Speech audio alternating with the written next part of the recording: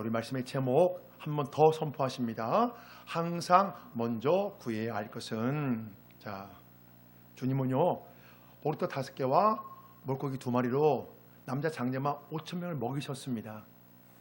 놀라운 기적 현장을 체험했던 사람들은 주님을 따라왔습니다. 주님은 이제 그 사람들을 향해 오병이어의 참된 의미를 말씀하고 계십니다. 주님은 자신이 생명의 떡이라고 말씀하며 죽음과 영생에 관한 교훈을 주셨습니다. 자, 48절이요. 시작.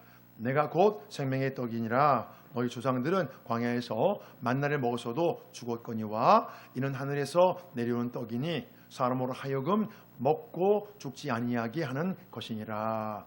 이스라엘 백성들은요 광야에서 40년 동안 만나를 먹었지만 모두 죽고 말았습니다. 그러나 하늘에서 내려온 떡을 먹으면 죽지 않는다는 것입니다. 이 말씀은요 우리가 주님을 믿으면 영원히 살게 된다는 그런 뜻입니다. 육신의 만나는 아무리 먹어도 죽음을 피할 수 없지만, 아무리 우리가 좋은 것을 먹어도 죽음을 피할 수 없지만, 영혼의 만나인 예수님을 먹으면, 예수님을 믿으면 죽지 않고 영생을 누리게 됩니다. 주님을 믿는 사람은 그 속에 하나님의 영이 있기 때문에 영원히 죽지 않는 거예요. 하나님의 생명이 이 속에 들어오기 때문에 영원히 죽지 않는 거예요. 또한 주님은 자신에 대해 하늘에서 내려온 살아있는 떡이라고 말씀하시고, 누구든지 이 떡을 먹어야 죽지 않고 영생한다고 했습니다. 자, 우리 51절이요. 시작. 나는 하늘에서 내려온 살아있는 떡이니 사람이 이 떡을 먹으면 영생하리라. 내가 줄 떡은 곧 세상의 생명을 위한 내 살이니라 하시니라. 주님의 살을 먹는다는 것은요 우리가 주님을 온전히 받아들여 하나가 되는 것을 말씀합니다. 우리가 음식을 먹으면 그 음식이 내 속에서 나와 하나가 되잖아요. 그래서 주님이 그렇게 비유를 하신 거예요. 그렇게 표현을 하신 거예요. 살을 먹는다. 주님과 우리가 하나가 된다. 그래서 우리가 주님을 나의 생명의 주로, 생명의 주님으로 영접하는 것입니다. 그러니까 단순히 어떤 머리를 이해하고 아 그렇구나 이해하는 것이 아니라 살을 먹는다는 더 구체적인 표현이잖아요. 우리 안에 주님이 들어오시니까, 우리 안에 거하시니까, 그래서 우리가 주님을 이렇게 받아들이는 거예요. 내가 줄 떡은 곧 세상의 생명을 위한 내 살이다. 내가 줄 떡은 세상을 생명을 위한 내 살이다. 이 말씀은요 주님이 자신의 몸을 떡에 비유하신 거잖아요.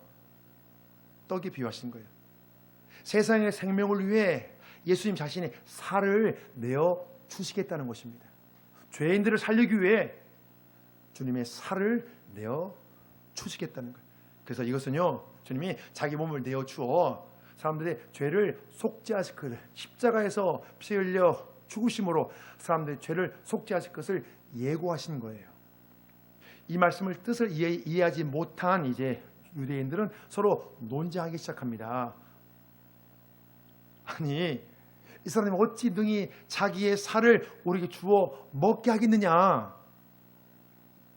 주님이 십자가에서 몸이 찢기고 피 흘려 죽으실 것을 예고하신 것인데 사람들은 실제로 예수님의 살을 먹으라는 것으로 생각했습니다. 주님은 수군거리는 사람들 향해 말씀했습니다. 자, 53절이요. 시작. 예수께서 이르시되 내가 진실로 진실로 너에게 이르노니 인자의 살을 먹지 아니하고 인자의 피를 마시지 아니하면 너희 속에 생명이 없느니라. 만약에 이 말씀을 예수님을 모르는 사람들에게 말해주면 도무지 이해가 안 될 거예요. 어떻게 예수님의 살을 먹고 마실 수 있으며 그 살을 먹는다고 어떻게 영생을 하냐. 성경 본문에 나오는 유대인들과 똑같은 반응을 합니다. 그렇기 때문에 이 시간 우리가 하나님이 도와주셔야 되는 거예요. 하나님의 영이 도와주시면 이 말이 딱 받아들여 이해가 되는데 하나님이 도와주지 않으면 이 말이 이해가 안 돼요. 주님은요 죄인의 죄를 대속하는, 죄인의 죄를 대신 갚아주는, 속죄하는 그 사역을 말씀하시기 위해 우리가 주님의 살을 먹고 피를 마셔야 한다는 표현을 사용하신 거예요.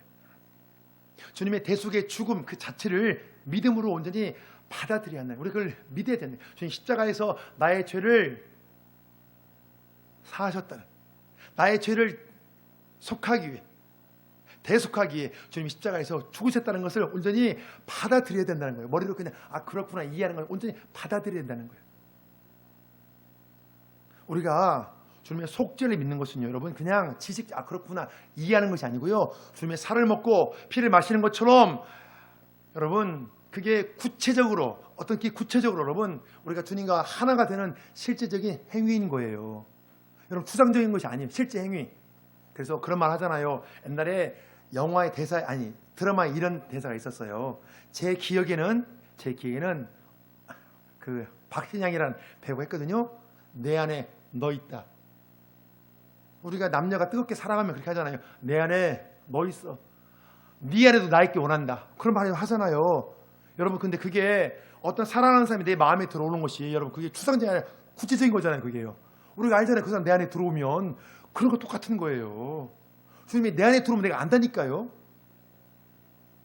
그렇잖아요. 남녀간에 부부가 됐건 어떤 관계 됐건 이제 그렇게 하면 그 사람이 내 안에 들어오잖아요. 마음에. 그거 다 똑같은 거예요. 주님이 실제로 내 안에 들어오시거든요. 그리고 우리가 좀 너무나 추상적으로 생각하니까 주님께서 구체적으로 이렇게 말씀해 주신 거예요. 그래서 우리가 믿음으로 주님과 온전히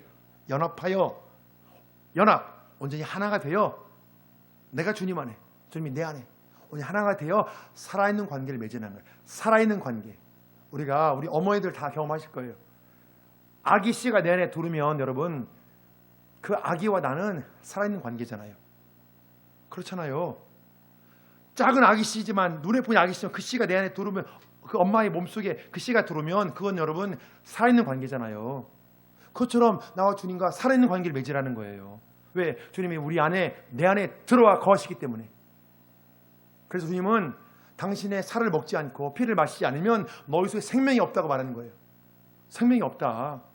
아기 씨가 엄마 뱃속에 들어오지 않으면 그 아기 그거 없는 거잖아요. 생명의 씨앗이 그게요. 들어와야 생명이 있는 거잖아요. 그러니까 주님은 살을 먹지 않고 피를 마시지 않으면 생명이 없다는 거예요. 나와 아무런 관계가 없기 때문에. 주님이 십자가에서 내 죄를 대속했다는 것을 믿음으로 받아들여야 비로소 하나님의 생명이 주어집니다. 그리고 우리가 믿음으로 받아들일 때, 그래서 그 예수님 우리가 믿을 때 내 속에 하나님의 생명이 들어오는 거예요. 여러분 이것은 실제적인 사건이라는 거예요. 실제적인 사건. 그래서 내 살을 먹고 내 피를 마신 자는 영생을 가졌다고 그렇게 말씀하신 것입니다. 또한 주님은 당신의 살을 먹고 피를 마신 자를 마지막 날에 다시 살린다고 말씀했습니다. 자, 우리 54절이요. 시작. 내 살을 먹고 내 피를 마시는 자는 영생을 가졌고 마지막 날에 내가 그를 다시 살리느니. 이것은 주님의 살을 먹고 피를 마신 자, 주님을 믿는 자에 대한 약속입니다. 주님의 살을 먹고 피를 마시는 자는 이미 영생을 가졌기에, 이미 영생을 얻었기에 마지막 날에 다시 부활하게 된다는 것입니다. 우리는요, 여러분 죽음에 대한 인식이 바꿔져야 돼요. 우리가 정말 영생을 믿으면 죽음에 대한 인식이 여러분 바꿔져야 돼요. 만약에 죽음에 대한 인식이 바꿔지지 않으면 아직 영생에 대한 것이 여러분 그게 또렷하지가 않는 거예요. 그러면 영생에 대한 것이 여러분 그게 정말 또렷하잖아요. 그러면 죽음에 대한 인식이 바꿔집니다. 죽음은요 영생으로 가기 위한 그 하나의 관문에 불과하거든요. 영원한 생명으로, 영원한 삶으로 가기 위한. 그래서 마지막 날에 다시 살게 되는 것은요 영원한 천국의 삶을 살기 위해서 그러는 거예요. 예수의 살을 먹고 피를 마신 자는 그 속에 하나님의 생명이 있기에 여러분 죽어도 다시 살게 되는 거예요. 여러분 죽고 끝나는 게 아니라니까요. 죽어도 다시 살게 되는 거예요. 죽어도 다시 살게 된다고 주님이 계속 말씀하시잖아요. 또한 주님은 내 살은 참된 양식이요 내 피는 참된 음료라고 말씀했습니다. 자, 우리 55절 다 같이 시작. 내 살은 참된 양식이요 내 피는 참된 음료다. 육신의 생명을 위해서는 육신의 양식이 필요한 것처럼 우리가 영혼의 생명, 즉 영생을 얻기 위해서는 예수님의 살과 피가 꼭 필요합니다. 그런데 물질적인 양식은 매일 다시 먹어야 되잖아요. 어제 아무리 좋은 거 먹어도 오늘 먹어야 되기 때문에 그건 불완전하지만 주님의 살과 피는 영원히 살리는 속죄의 효과이기 때문에 참된 양식이라는 거예요. 주님께서 이제 구약 시대는 죄를 지을 때마다 매번 속죄 제사를 하나님께 이렇게 드렸거든요. 매번 양을 잡았어요. 죄를 이렇게 제사를 받기 위해서. 그런데 주님은 한 번의 그 제사로 영원히 주님께서 속죄 제사를 드렸잖아요. 그래서 영원히 살리는 속죄 효과가 있기 때문에 참된 양식이라는 거예요. 주님께 십자가에서 죽으심으로 나의 과거의 죄, 현재의 죄, 미래의 죄까지 주님께서 다 용서해 주셨거든요. 주님이 말씀하시는 것은요, 이 모든 것이 여러분 실제적인 사건이라는 거예요. 실제적인 사건.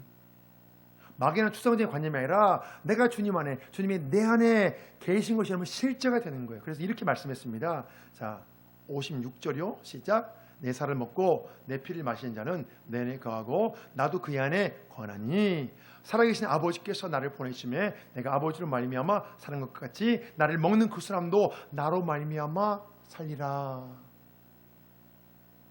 주님의 살을 먹고 피를 마시는 자, 즉 주님을 믿는 사람은 주님과 하나가 되는 매우 긴밀한 관계를 갖게 됩니다. 아이와 엄마가 하나가 되는 것처럼, 살아있는 관계가 되는 것처럼. 내가 주님 안에, 주님이 내 안에 계시기 때문에 친밀한 영적 사귐이 있기 때문에 그래요.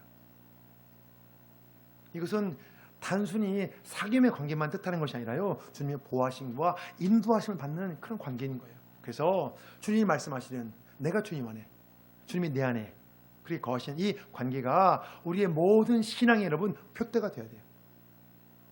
이게 여러분 신앙에서 굉장히 중요한 거예요. 그래서 이 땅에 사는 동안 내가 주님 안에, 주님이 내 안에 거하는 바로 이것이요 풍성한 여러분 열매를 보장합니다. 나와 주님과 어떤 관계인가, 이것에 이 땅에서 풍성한 삶의 여부가 달려있는 거예요. 여러분 분명히 기억하십시오. 나와 주님과 관계, 이 땅의 삶의 여부가 여러분 달려있다니까요. 이것이 우리의 마음에 여러분 확 이렇게 확 새겨져야 돼요. 이게 이 사실을 제대로 이해하고 잘 받아들이는 것은 매우 중요한 문제예요. 이게 신앙의 핵심이에요. 내가 주님 안에, 주님이 내 안에. 이게 신앙의 핵심이에요. 연합, 주님과 연합. 이게 신앙의 핵심이에요. 자, 이 문제와 관련해서 주님이 이렇게 말씀했어요. 자, 요한복음 15장 4절의 말씀이요. 자, 방금 읽은 것과 이런 같은 내용이거든요. 자, 시작. 내 안에 거하라, 나도 너희 안에 거하리라. 가지가 포도나무에 붙어있지 아니하면 스스로 열매를 맺을 수 없음 같이 너희도 내 안에 있지 아니하면 그러하리라. 나는 포도나무요 너희는 가지라. 그가 내 안에 내가 그 안에 거하면 사람이 열매를 많이 맺나니 나를 떠나서는 너희가 아무것도 할 수 없음이라. 너희가 내 안에 거하고 내 말에 너희 안에 거하면 무엇이든지 오라는 대로 구하라. 그리하면 이루리라. 오늘 본문하고 연결되는 말씀이잖아요. 내가 주님 안에, 주님이 내 안에. 사람들은요, 주님이 주시는 어떤 축복을 먼저 생각할 수 있어요.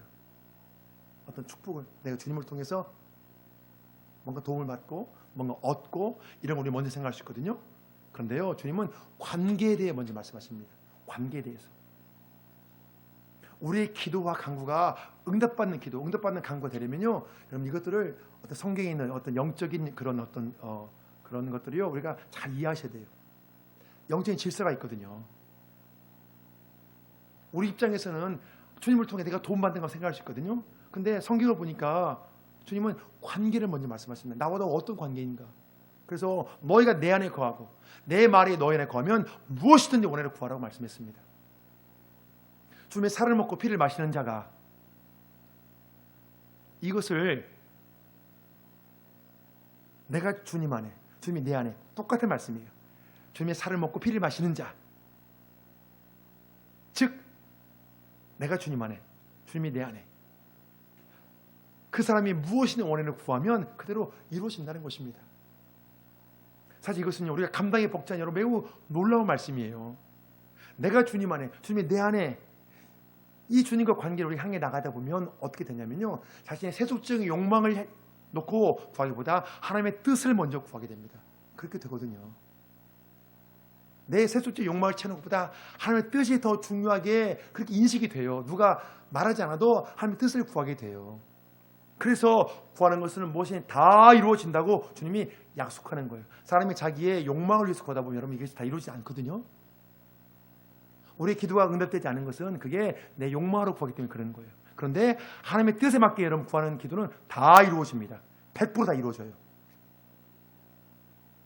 그래서 우리가 무엇이든지 다 구할 수 있지만 가장 먼저 구해야 될 것은요, 내가 주님 안에 거하고 주님이 내 안에 거하는 것입니다. 이게 여러분 신앙의 시작이에요. 이게 죄를 피하고 싶지만 어쩔 수 없이 우리가 또 죄를 범하는 것이 우리 현실입니다. 마귀는 끊임없이 정죄하며 주님과 관계를 더욱 멀어지게 만들어요. 바로 이때 필요한 것은 우리가 주님 안에 거하는 것입니다. 영원한 피난처가 되시는 주님의 품속으로 어서 빨리 들어가서 나의 죄를 용서해 주시는 속죄의 은총을 누리는 거예요. 이게 우리가 속죄의 은총을 여러분 누리는 것도 신앙에서 굉장히 중요한 요소예요. 속죄의 은총이 우리 마음에 또렷하게 살아있을 때 마귀의 정죄에서 자신의 마음을 지켜낼 수 있습니다. 우리 신앙을 여러 흐트러뜨리는 게요, 여러 가지가 있는데 그 중에 하나가 뭐냐? 마귀의 정죄예요. 마귀의 정죄. 우리가 뭔가 좀 잘해보려고 하다가 이게 뜻대로 안 되면 아이 모르겠다, 이렇게 무너지는 게 얼마나 많아요. 그건 마귀의 정죄거든요. 사람들이 대부분 다 그래요. 신년 초가 되고 뭔가 월초가 되면 잘해보려 마음을 세워요. 계획을 세우고. 그럼 우리가 작심삼일 되는 경우가 많거든요. 이게 다 똑같아요. 모두가 다 그렇고 저 역시도 그냥 그런 부분들이 있고요. 네. 근데 마귀는요, 너 안 돼. 자꾸 그렇게 해가지고 뭐 해다가 우리에게 자꾸 포기하고 싶은 마음을 줘요. 근데 우리가 다시 시작해가거든요. 작심 3일마다 다시 결심하면 되잖아요. 그렇잖아요. 3일간 안 돼. 그러면 또 결심하는 거예요. 또 안 되면 또 결심하고. 그런데 마귀는 아예 우리에게 그냥 포기하게 만들어요. 그래서 뭔가 해보려고 했다가 저희 그냥 놓아버립니다. 잘 안 되면. 그렇기 때문에 우리가 초신자나 신앙생활 오래 하신 분이나 항상 먼저 구할 게 뭐냐? 주님 안에 거하는 거예요. 주님 안에 거하는 거예요. 주님 안에 거하는 거예요. 그래서 날마다 새로운 마음으로 사는 거예요. 새로운 마음으로. 주님께서 나의 마음을 싹 만져주시거든요. 그래서 새롭게 또 시작하고 또 새롭게 시작하고. 그러니까 우리가 날마다 매 순간마다 주님 안에 거하기 위해 우리 힘써야 되는 거예요. 자, 주님의 살을 먹고 피를 마셔야 영원히 산다는 이 말씀을 듣고 제자들도 너무 놀랐습니다. 자, 60절이요. 시작. 제자 중 여럿이 듣고 말하되 이 말씀은 어렵도다. 누가 들을 수 있느냐 한데 예수께서 스스로 제자들이 이 말씀에 대하여 수군거리는 줄 아시고 이르시되 이 말이 너희에게 걸림이 되느냐? 그러면 너희는 인자가 이전에 있던 곳으로 올라가는 것을 보면 어떻게 하겠느냐? 주님 말씀한 영적 진리는요, 사람의 지식으로 이해할 수 없습니다. 사람의 생각과 지혜로는 영적인 현상을 이해할 수 없어요. 그렇기 때문에 하나님을 믿지 않는 사람들의 영적인 말을 하면 이해가 안 되는 거예요. 그래서 받아들이지 않는 거예요. 이해가 안 되니까. 오직 하나님의 영이신 성령의 도우심이 있어야 이해할 수 있습니다. 하나님의 영이 도와주셔야 돼요. 성령이 도와주셔야 돼요. 그래서 우리가 저의 말씀을 대할 때는 겸손한 마음, 하나님의 지혜를 구하셔야 돼요. 하나님 깨닫게 하여 주옵소서. 믿어지게 하여 주옵소서. 하나님이 도와주시면 이것이 깨달아지고 믿어진다니까요. 성령님이 우리 생각 속에 역사하시어 말씀의 뜻이 깨달아진 지혜를 주셔야 우리가 이것을 온전히 여러분 이해하고 받아들이게 되는 거예요. 그래서 주님이 이제 성령을 보내주시겠다고 제자들에게 약속했습니다. 자, 요한복음 14장에 나오는 말씀이에요. 시작. 보혜사 아버지께서 내 이름으로 보내실 성령, 그가 너희에게 모든 것을 가르치고 내가 너희에게 말한 모든 것을 생각나게 하리라. 주님의 살을 먹고 피를 마시면 영생한다는 이 말씀은요, 성령에게 도우심을 받아 영적인 차원에서 여러분 이해해야 됩니다. 영적인 차원에서. 이것을 육신적인 차원에서 여러분 생각하면 도저히 이해가 안 돼요. 여러분 이게 이해가 될까요? 이해가 안 돼요. 아니 주님의 살을 먹고 피를 마시는 건 영생과 도대체 이게 뭔 관계? 도대체 이게 주님은 사람들이 쑥거리는 것을 보시고 이렇게 물어보셨어요. 이 말에 너희에게 걸림이 되느냐? 마음에서 걸림이 되느냐? 자, 그렇다면 만약 인자가 내가 있던 곳으로 다시 올라가는 것을 본다면 너희가 어떻게 하겠느냐? 이 말씀의 뜻은요, 이제 주님이 죽으시고 부활하시어 하늘로 승천하는 것을 너희가 본다면 너희가 그때는 나를 믿겠느냐는 거예요. 죽으시고 부활하시고 하늘로 올라가는 것을 우리가 본다면 그때는 나를 메시아로 믿겠느냐는 거예요. 그런데요, 주님께 이렇게 말씀하시고 실제로 하셨잖아요. 그렇게 다 실제로 이 말씀대로 주님은 죽으시고 부활하심으로 하나님의 아들이신 것이 증명되었습니다. 그래서 로마서 1장에서 이렇게 말씀합니다. 다 같이 시작. 성결의 영혼은 죽은 자들 가운데서 부활하사 능력으로 하나님의 아들로 선포되셨으니 곧 우리 주 예수 그리스도시니라. 주님이 죽으시고 사흘 만에 다시 사신 것은요, 역사적인 사실이에요. 여러분, 부활 한번 국어사 찾아보세요. 어떤 뜻인가? 부활 하지만요, 예수가 죽으시고 사흘 만에 다시 살아나는 거 그렇게 나옵니다. 국어사 한번 찾아보세요. 역사적인 사실이에요. 부활은. 또한 많은 제자들이 보는 앞에서 실제로 승천했습니다. 사도행전 1장에 보면 그 내용이 나와요. 그 이후에 주님은 약속하신 대로 또 다른 보혜사이신 성령님을 보내주셨습니다. 자, 오늘 성경 본문에서 주님은 자신의 죽으심과 부활과 승천과 성령 강림과 제자들이 복음 사역자로 변화될 것까지 모두 다 내다보고 말씀하신 거예요. 미래를 다 보시고. 지금 주님은 모든 것을 영적인 차원에서 말씀했습니다. 자, 63절이요. 시작. 살리는 것은 영이니 육은 무익하니라. 내가 너에게 이른 말은 영이요 생명이라. 주님은 당신 말씀 속에 생명의 영과 생명의 능력이 존재한다는 것을 선포했습니다. 주님의 말씀은 영이요 생명이기에 이 말씀을 믿는 자에게 새 생명의 역사가 나타납니다. 그래서 죽음의 그림자가 짙게 배인 그 사람도 주님의 말씀을 들으면 다시 심령이 살아나는 거예요. 주님 말씀을 들으면 마음의 근심과 염려가 떠나가고 정신적인 고통이 떠나가는 거예요. 다시 살아나는 역사가 일어나는 거예요. 우리가 주님의 말씀의 자리에 나오실 때마다 하나님 나의 심령을 새롭게 하여 주옵소서. 하나님 치유해 주옵소서. 회복해 주옵소서. 하나님 다시 살아나는 역사가 있게 하여 주옵소서. 이렇게 우리가 기도하고 말씀을 들으셔야 돼요. 우리가 마음에 여러분 힘만 있으면 감당하지 못할 것이 없거든요. 여러분 그렇잖아요. 마음에 힘만 있으면 감당하지 못할 것이 없거든요. 마음에 힘만 있으면 아무리 어렵고 한데 절망할 그런 상황이 있잖아요. 마음에 힘만 있으면 이것을 견뎌내고 감당하고 기다릴 수 있고 참을 수 있거든요. 근데 마음에 힘이 없으면 무너집니다. 이 마음의 힘을 누가 줘요? 내가 마음 먹으면 돼요? 아니에요. 말씀을 듣고 주님의 생명이 내 안에 들어와야 돼요. 주님의 생명이 내 안에 들어와야 내 속에서 생명의 역사가 있어야 새로운 힘이 나고 용기가 나는 거예요. 그런데 사람들은 생명의 양식에 대한 주님의 말씀을 육신적인 차원으로 세상적인 차원으로만 이해하려고 했습니다. 그 결과 주님을 따랐던 사람 중에 많은 사람들이 주님을 떠났습니다. 자, 66절이요. 시작. 그때부터 그의 제자 중에서 많은 사람이 떠나가고 다시 그와 함께 다니지 아니하더라. 많은 사람들이요, 주님을 떠난 것은 영성에 관한 말씀을 믿지 않았기 때문이에요. 이 말씀 믿지 않은 거예요. 믿지 않았을 뿐만 아니라 자신의 세속적인 기대가 충족되지 않은 거예요. 주님을 따랐을 때 뭔가 기대하는 게 있거든요. 그런데 아무리 말씀을 들어도 내 마음에 와닿지가 않아요. 나는 지금 현재 좀 이렇게 육신적인 문제 해결되길 원하고 자꾸 그걸 원하는데 주님은 자꾸 딴 말씀하시는 거예요. 그러니까 자기 기대가 채워지지 않으니까 주님을 떠나게 되는 거예요. 대부분의 사람들은요, 죽음 이후의 삶보다 지금 이 세상의 삶에 모든 것 관심이 집중되어 있어요. 어떠세요? 여러분 어디에 집중되어 있습니까? 영생의 문제는 마음에서 절실하지 않아요.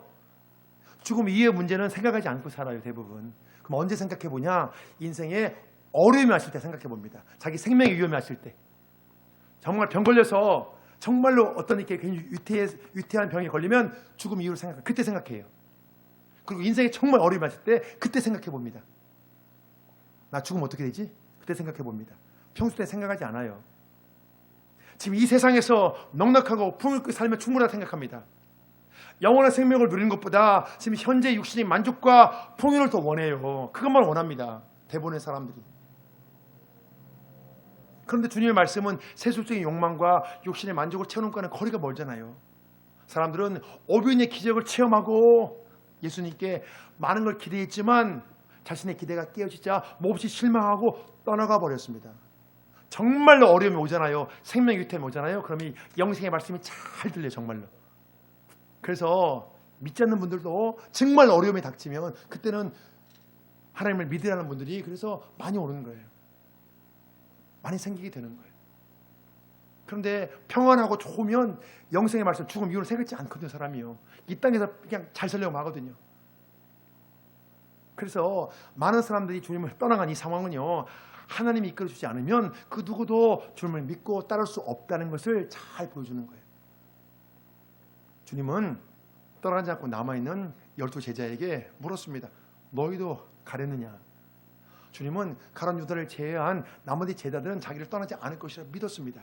이것을 미리 다 아시고 물으신 거예요. 자, 그때 제자들을 대표해서 베드로가 이렇게 말합니다. 68절이요, 시작. 시몬 베드로가 대답하되 주여 영생의 말씀이 주께 있사오니 우리가 누구에게로 가오리까? 우리가 주는 하나님의 거룩하신 자인 줄 믿고 알았사옵나이다. 영생의 말씀이 주님께 있기 때문에 떠나지 않겠다는 것입니다. 주의 말씀의 진리를 제대로 깨달은 사람은 주님을 떠날 수 없어요. 사람들이 주님을 떠나는 것은요, 영생의 진리를 발견하지 못했기 때문에 그래요. 베드로가 주님에 대해 하나님의 거룩하신 자라고 표현한 것은요, 주님은 하나님께로부터 보내심을 받은 메시아라는 뜻입니다. 그래서 주님을 가까이 모시고 다니면서 주님이 메시아이신 것을 더욱 깨닫게 되는 거예요. 자, 베드로와 가룟 유다의 공통점이 있어요. 뭐죠? 주님을 배반한 적이 있다는 거예요. 그런데 두 사람의 분명한 차이점이 있습니다. 베드로는 주님이 메시아인 것을 믿었지만 가룟 유다는 처음부터 믿지 않았습니다. 64절이요, 시작. 그러나 너희 중에 믿지 아니하는 자들이 있느니라 하시니, 이는 예수께서 믿지 아니하는 자들이 누구며 자기의 팔자가 누구인지 처음부터 아심이라라. 베드로는 회개하고 다시 돌아왔지만 그래서 위대한 사도가 되었어요. 그렇지만 가룟 유다는 끝내 돌아오지 못하고 영원히 멸망해 버렸습니다. 그래서요, 바로 지금 이 순간 우리가 성령님의 도우심을 받아 주님의 말씀 속에서 영생을 깨달아야 됩니다. 영생의 말씀이 선포될 때 우리가 영생을 깨닫고 그것을 받아들이셔야 돼요. 아, 그렇구나. 이미 믿고 있는 분은 다시 한번 확인하시고 기뻐하셔야 돼요. 그래서 우리가 주님 말씀 속에 있는 그 영생의 생명을 그래 그렇게 확인하고 여러분 이렇게 기뻐하는 시간이 되기를 정말 원합니다. 그런 자는 결코 주님을 떠나지 않거든요. 주님 말씀이 선포될 때 거기 안에 영원한 생명이 있다는 걸 깨닫고 그걸 확인하고 기뻐하는 자는 결코 주님을 떠나지 않아요. 그래서 우리가 정말 진실한 마음으로 평생 동안 주님 안에 여러분 머물러 있기를 여러분 그렇게 소망하셔야 됩니다. 자, 그래서 주님의 말씀 속에 있는 영생의 비밀을 발견하는 게 중요해요. 우리가 주님을 믿고 따르는 것은요, 영생의 말씀이 주님께 있기 때문에 그래요. 영생의 말씀이 주께 있기에 주님을 떠나지 않겠다는 베드로의 이 고백. 영생의 말씀이 주께 있사오니 우리가 누구에게로 가오리까? 떠나지 않겠다는 것이죠. 영생의 말씀이 주님께 있기 때문에 베드로의 이 고백이 우리 모두의 고백이 되기를 여러분 소망합니다. 그래서 나는 주님 안에, 주님은 내 안에 나는 주님 안에, 주님은 내 안에, 이 말씀처럼 우리가 항상 주님 품 안에 머물러 있기를 주의 이름으로 축복합니다. 아멘.